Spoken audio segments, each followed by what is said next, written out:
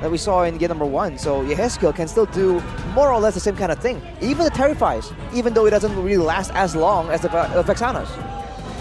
I'm still like tunnel visioning on this Florin ban. Why is it banned out? Because for me, the bloom creates so much issues when you're an assassin, because it causes miscalculations if you want to go for pickoff. Are they hinting that they want to set up for an assassin? Maybe, or maybe they just know something we don't. Maybe in scrims, Yaoi has been popping off on the Florin, kicking people with the Florin. You never know, you know? Kicking people with the Florin? Yeah. It's like a Cho, but with a Florin skin on. When did this update roll out? Wasn't aware that was possible. For Evos, though, they take away the CC that can be used to shred down the Barats and the Bruno, so no assassin for now. Bruno in the CC. Last pick, is Arla going to be flexed into Rome, or are they going to pick a Cho again? This time against Matilda, it's a bit tougher, I think, to pull off the Cho. With the limited amount of burst damage, Grok?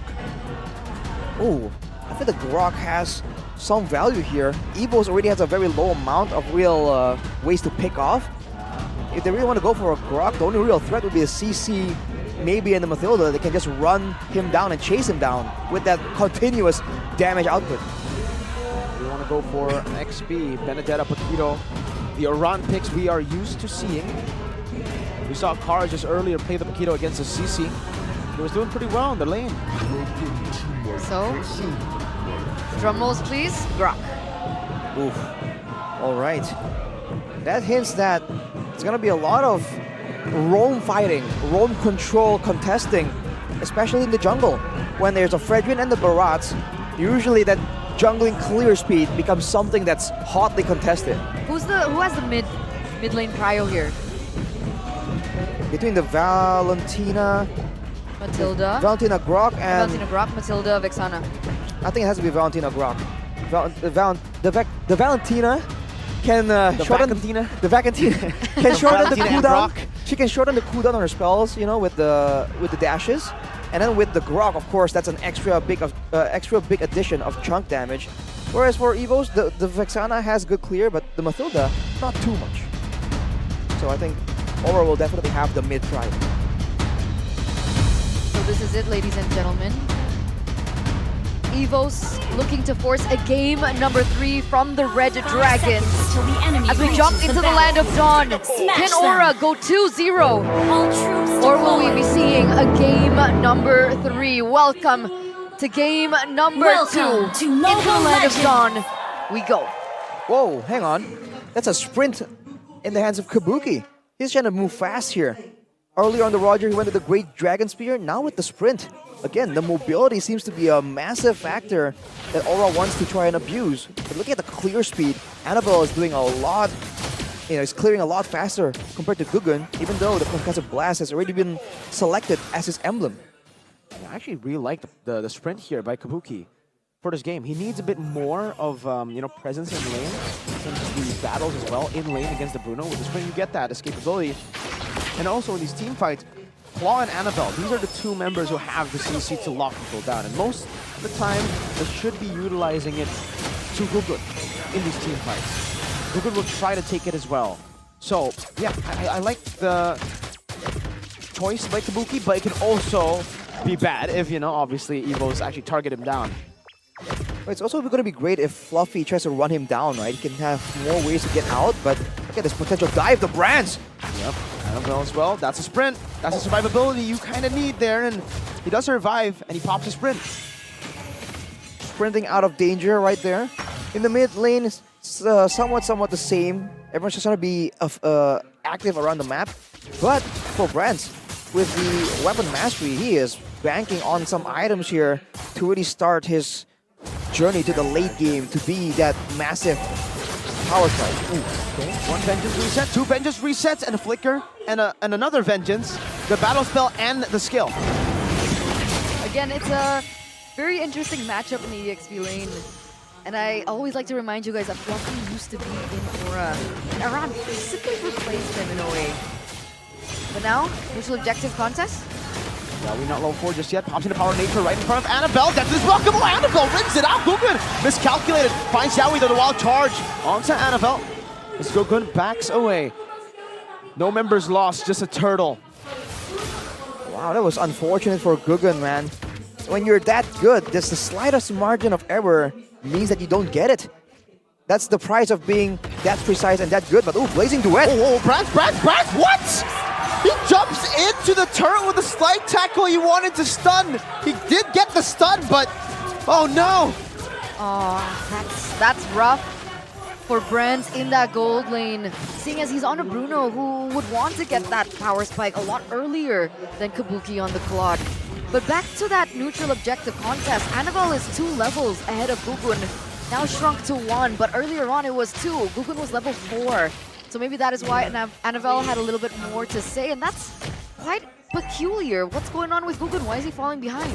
It's just the Barad's clear speed that we've always hyped up, especially, again, even with the Concussive Blast, you can't really match it. You can get kind of close, but you can't really win out. He was able to secure the Litho as well earlier. That plays a factor as well. And Yaoi, he's always been a clear component in Gugun being able to get a lot more space in stunning or maybe crowd controlling the opponent's junglers. So Annabelle there generally can just focus on the retribution because he does have the Daytime's Welcome, but Yaoi also wasn't level 4. So the space was lacking here. Brands picks up an item. Will that affect his laning phase? But wait a minute, Annabelle looks for a pick onto Kabuki. Might be able to get it, not now. Kabuki jumps back in to the battle mirror image. He plays down, and I think for Evos, they wanted to get some turret gold there. 2 shots by Bruno. Good deny from Aura. Seems like for Evos, they're really reluctant to try and go in for a big dive for now. They don't really have the tools to really go for a massive amount of burst damage. And they just worry that they'll overcommit and go in too deep when the turtle is up. So now it's back to the turtle contest. Wall charge. Wall charge flicker, and Kabuki just jumps in on the Brands right now. Onto Brands, he goes with the guiding wind as well. The Death is welcome, used up by Annabelle. Onto the Fredrin, and that's going to be still Aran with a double kill in the back. And Gugun securing it, a Brazer's Rat. A big bonk down onto Annabelle. Aran with a stun, Aran with a triple. Aran looking for the CC. Resets on the Vengeance. Oh my goodness, it's a wipeout.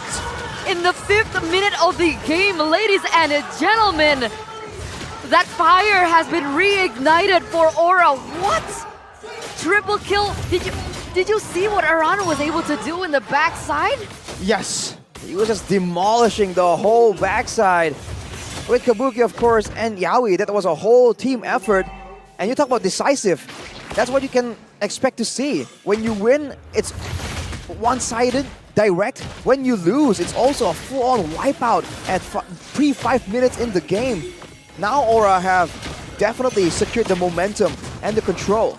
4,000 gold lead now for the Red Dragons. But the White Tigers are still looking for opportunities on the map. How is Brands looking in terms of his items as we get a little peek into their head-to-head actually? Funny enough, these stats don't really seem too far from each other. Average KDA, Kabuki wins by 0.1. I mean, I guess it still counts. Average DP, gold per minute as well. An extra 10 to 20 for Kabuki. But for the most part, they've always been solid. It's just in the hero pool, but ooh, look at this. Chain down now, Aran, so able to get those resets down. The final splash as well, Aran! Now with the help of Gugun resetting over to Annabelle. How many times will he be knocked up? How many times will he get the vengeance? Holy! Another win, wall charge! And the Blazing Duet, Kabuki, Aura, everyone is popping up, blocking wall down, barrier. You're stuck in here with the Dragons. Aura woke up and chose violence today. What are these performances from all the members today? Aran, as slippery as can be in a 1v2 situation, still survives, buys enough time for Gugun to make it out. In the backline, meanwhile, Yaoi and Kabuki are doing work. Everyone is busy and everyone is finding value. And on top of that, to make things worse for Evos, he's able to get a turret in the top side, and Gugun is already on the way to claim the next neutral objective. It's just so tough for Evos right now. They are on the back foot. They've already tried going for a full-on 5v5. It did not work out in their favor. And then they go for a pickup, and it was immediately countered. Now I think they just have to try and go for trades and delay the game. It's not ideal, but at least in the late game, there's a chance that if they can weather the initial Blazing Duet, they can maybe zone Kabuki with a shorter range and try and get Brands a bit more active in these fights. Looking at the gold disparity, especially in the EXP and the gold lane, it's massive. But even in the roam position, the fact that Yaoi has been so much more active, getting 6 assists, is giving him 1,000 gold lead over the opposition. And with the Demon Hunter Sword and the Golden Staff completed for Kabuki, it's not a full-on power spike. The Corrosion Scythe will be a nice addition. But for now, at least, if he's left alone, and if like Fluffy takes a bunch of basic attacks like we saw earlier under the turret, he can very easily get shredded down. Dreams has a photo now. Conceal does get picked out. Hey. Nobody saw that. He went for Natalia. It's fine. Walk it off. 106.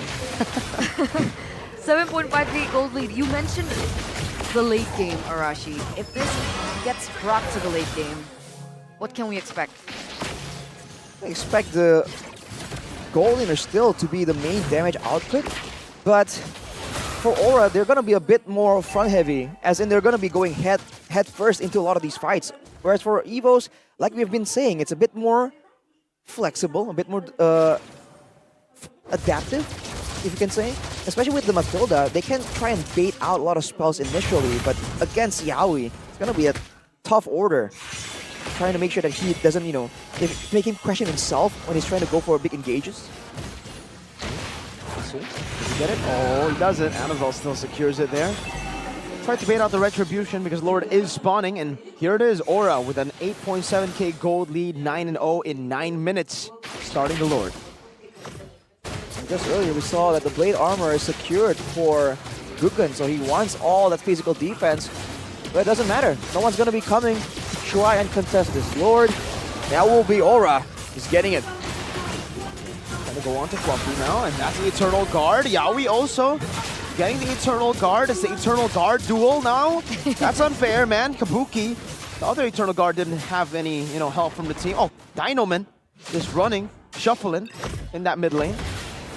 Fancy footwork there from Annabelle on the Barats, but now without the Daytona's welcome, it's gonna be a lot more defensive here, especially with his purple buff coming up. Guggen already trying to capitalize. He gets it. Did he get it? Yeah, he gets it. Now Evos, they're walking on the back foot right now. The Lord is marching in the top lane, but this mid wave is going to crash first. That bottom side should be crashing real soon as well. I think, are they manipulating these waves properly?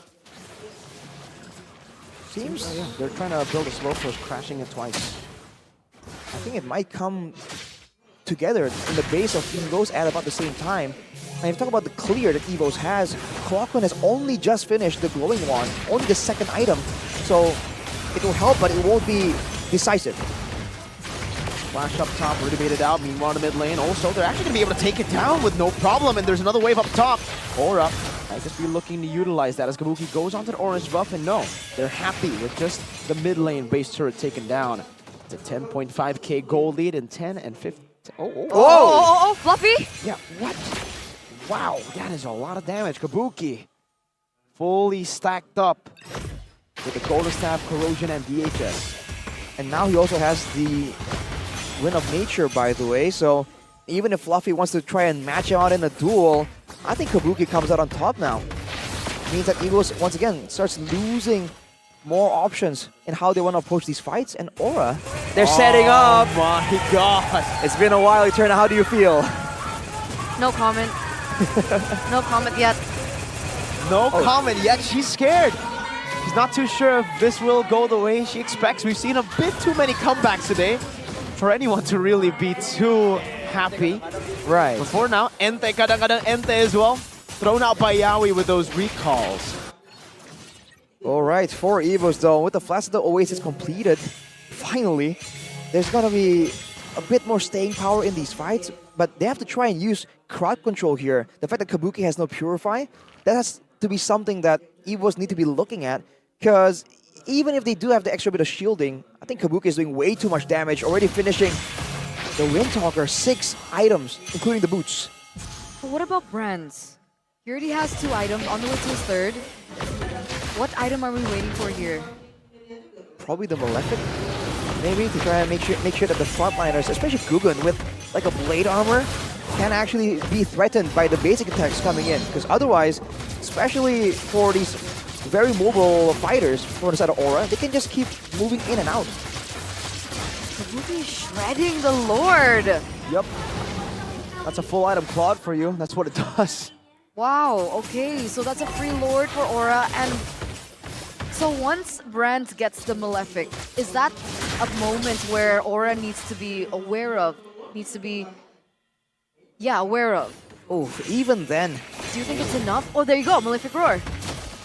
All right, I don't think it's enough. he'll have damage, but there's a lot of tankiness still, a lot of HP for the side of Aura. Annabelle gonna hold down from that Lord. Kabuki up top, just sieging it down as a wave in the bottom lane. It's still very, very slowly building up for Aura. Annabelle gonna be final slash into the midst of it all. Kabuki just shredding him down as Annabelle will fall to Aura with Vengeance. Now Aura going in for the Vengeance stacks again, and the Brazer's wrath onto the back as he gets terrified, but a wave in the bottom lane comes crashing down. Kabuki! Blazing to win it! Yes, skill! Oh my lord! Fluffy now with the Vengeance still able to survive, but Aura is an absolute assassin. Still good peel by Clockun. As now they go for Fluffy, gets bursted down like it's nothing. Kabuki still alive, has the immortality, now gets bursted down as well. But the immortality is the only thing that gets popped. Aura fly high once again, they burn. The chances of Evos to make it to the playoffs with this match. The Red Dragons, with their wings clipped by the Red Robots, yesterday have come back and found their fire. The fire that was missing, the fire that faltered. Because they say the higher you get, the heavier the wind blows. And for a second there, we thought that it was completely gone.